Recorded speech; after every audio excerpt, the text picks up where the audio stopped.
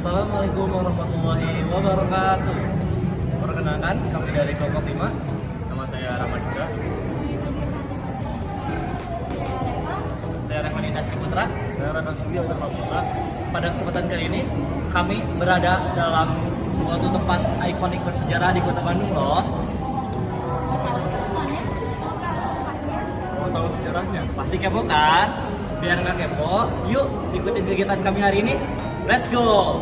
The first intercontinental conference of colored peoples, so-called colored peoples, in the history of mankind.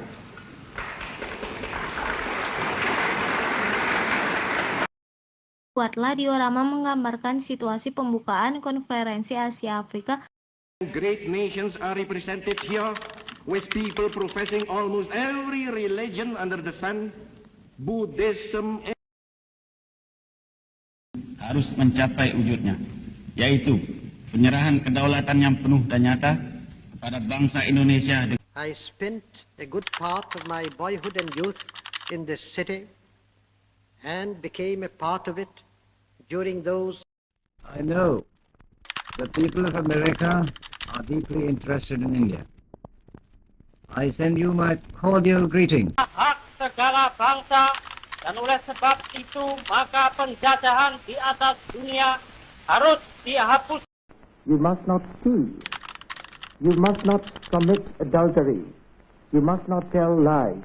You must. That's his wish, no? Not my wish. But it would be your wish too. Well, if I'm called upon to do a job of work, I'll certainly do it for my country. Ini adalah tampilan gedung Society Concordia atau yang kita kenal sekarang sebagai Museum Asia Afrika. Dibangun pada tahun 1895 dengan gaya arsitektur Art Deco oleh seorang arsitek berdarah Belanda yang bernama Van Galenlas dan CEO Wolf Skomaker. Foto ini diambil pada tahun 1895 dengan penamaan gedung Society Concordia yang berarti wadah pemersatu masyarakat.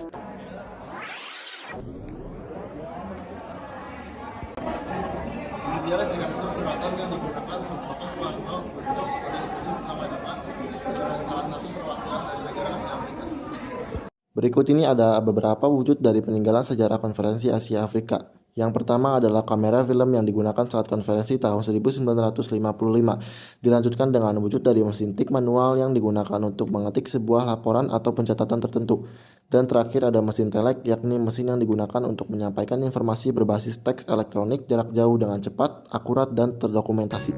Sebanyak 24 negara dari Asia dan Afrika menghadiri KAA, yaitu Afghanistan, Kamboja, Republik Rakyat Tiongkok, Mesir, Ethiopia, Pantai Emas, Iran, Irak, Jepang, Yordania, Laos, Libanon, Liberia, Libya, Nepal, Filipina, Saudi Arabia, Sudan, Syria, Thailand, Turki, Republik Demokrasi Vietnam, Vietnam Selatan, dan Yaman. Sebagian besar delegasi tiba di Bandung lewat Jakarta pada 16 April 1955. Pada 18 April 1955, KHA berlangsung di Gedung Merdeka Bandung mulai jam 9 dengan pidato pembukaan oleh Presiden RI Soekarno. Sidang-sidang selanjutnya dipimpin oleh Ketua Konferensi PMRI Ali Sastro Ami Jojo. Mading Surat Kabar Republik Indonesia yang berisi tentang ulasan pers nasional dan internasional. Lalu ada pula mading tentang macam-macam konferensi yang pernah berlangsung sebelum konferensi Asia Afrika. Dan seperti yang bisa kita lihat, ini adalah potret-potret tokoh delegasi dari setiap negara Asia Afrika. Dimulai dari tokoh Myanmar, Sri Lanka, India, Cina, Jepang, dan beberapa tokoh dari negara Asia Afrika lainnya. Jadi ini merupakan salah satu keluar kita yang dihadiri oleh Pangeran Faisal dan dihadiri oleh beberapa anggota dari Asia Afrika. Dalam rangka menyambut kunjungan delegasi konferensi tingkat tinggi 10 gerakan non-blok tahun 1992 saat Indonesia terpilih sebagai tempat konferensi tersebut dan adanya desakan dari masyarakat yang menjadi korban perang, korban wabah, korban diskriminasi, korban kolonialisme. Inilah yang menjadi penyebab, inilah yang menjadi latar belakang diadakannya konferensi.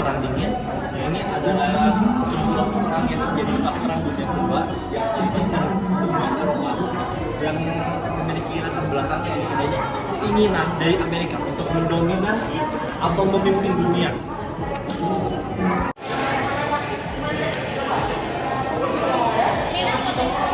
menjadi ketua gerakan non-blok. Dibuatlah diorama menggambarkan situasi pembukaan Konferensi Asia Afrika tahun 1955.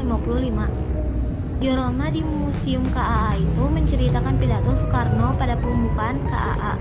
Pidato tersebut disebut banyak delegasi KAA sebagai pidato yang menginspirasi bangsa Asia dan bangsa Afrika.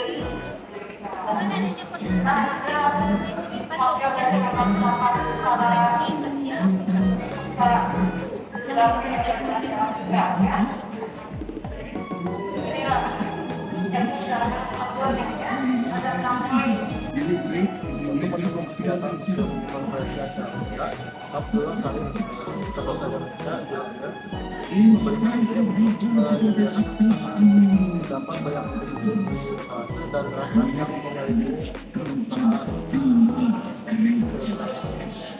Ruangan yang cukup besar ini ruangan yang cukup besar ini mempunyai sudut baca yang digelarkan dan kemudian ada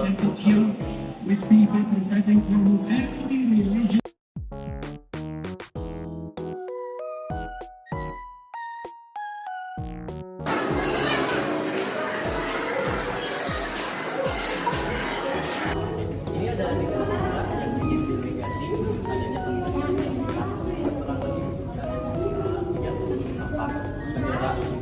berbeda, yang terdiri dari negara Asia dan juga beberapa negara yang ada negara benua Afrika.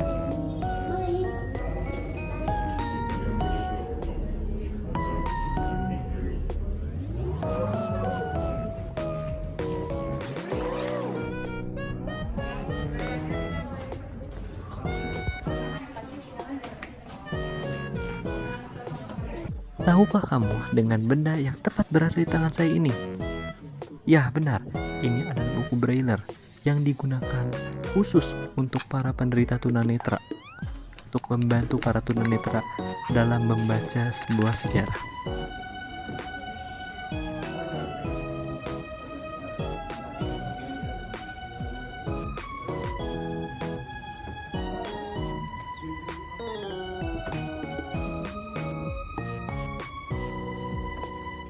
Pada 1985, Abdullah Kamil memprakarsai dibuatnya sebuah perpustakaan. Perpustakaan ini memiliki sejumlah buku mengenai sejarah, sosial, politik, dan budaya-budaya negara Asia Afrika dan negara-negara lainnya. Dokumen-dokumen mengenai Konferensi Asia Afrika dan konferensi lanjutannya, serta majalah dan surat kabar yang bersumber dari sumbangan atau hibah dan pembelian.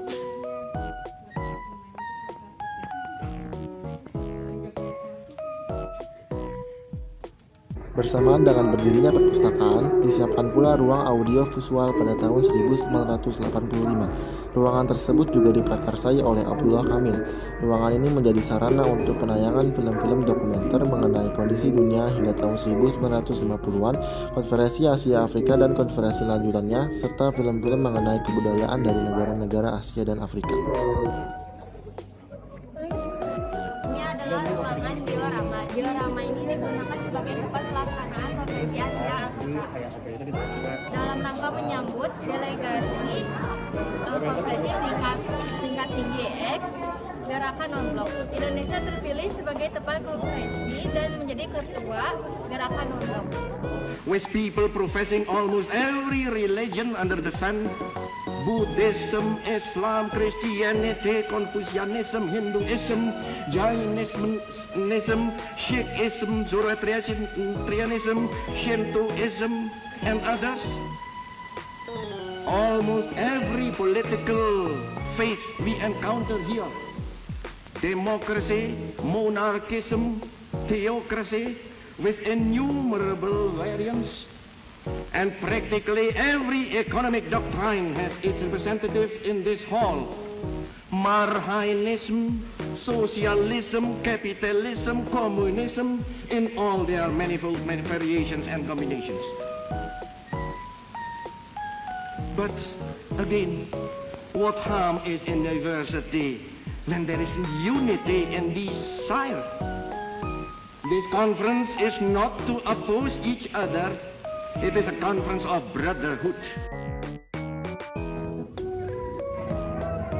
Wah, seru kan kegiatan kita hari ini? BTW, hari ini kita belajar apa aja sih?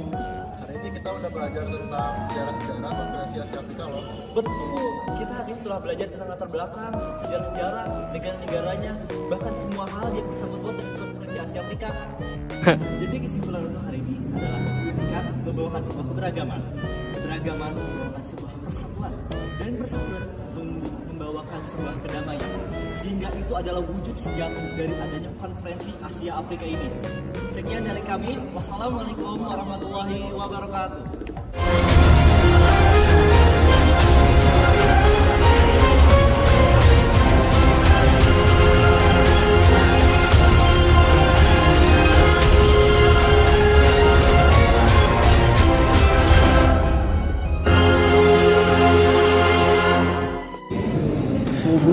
Terima kasih telah menonton vlog dari kelompok kami. Semoga videonya bermanfaat untuk kita semua ya.